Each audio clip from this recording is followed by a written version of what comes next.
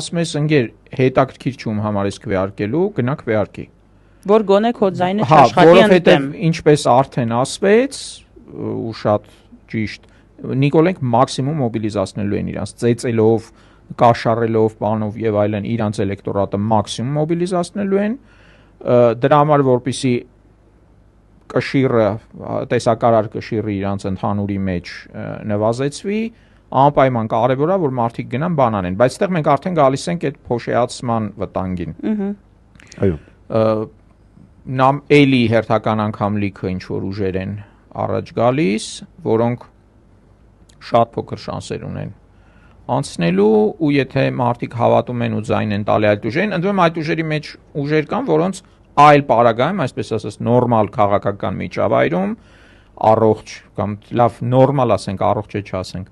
նորմալ միջավայրում ես գուցե ձայն տայի էքսպերիմենտի կարգով, հիմա դա չանցնեն, պատում է, դրանից աշխարհը չի փլվի։